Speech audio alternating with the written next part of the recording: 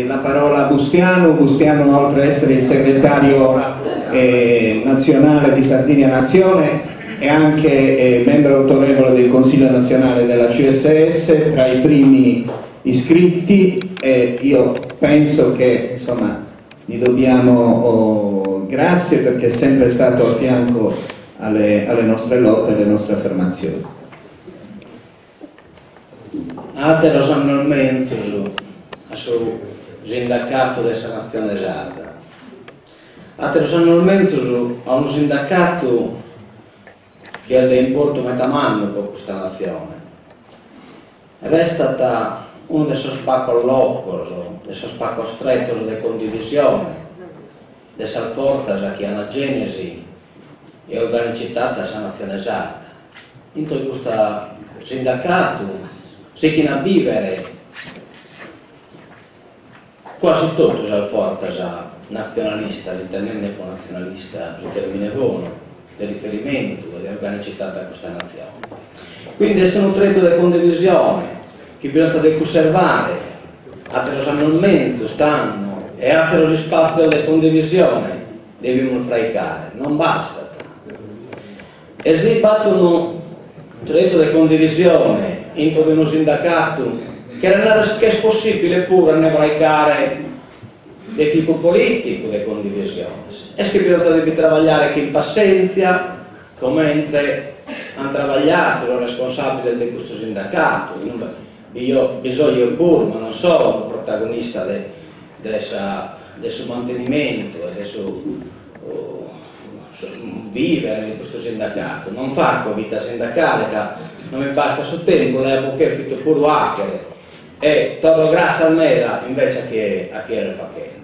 Per questo sindacato non è che è un sindacato che difende solo i nostri lavoratori dal sfruttamento, dalla discriminazione. Questo è un sindacato che impara giù che è un altro modello di sviluppo. Cioè questo è un sindacato di sanazione sarda, cioè che propone un'altra cosa rispetto a ciò che oggi nos hanno proposto. Questo è un sindacato che ha un'avvertenza non solo del tipo operaio e lavoratori, ma un'avvertenza nazionale. Questo è un sindacato che contrappone la nazione sarda colonizzata al suo colonialismo, che le esigita imponere economia, modello, struttura e fallimento.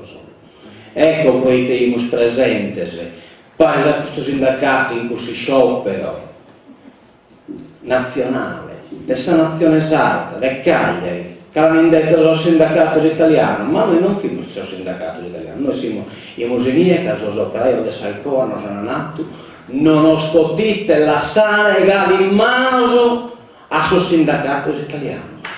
Sono una testa sindacato.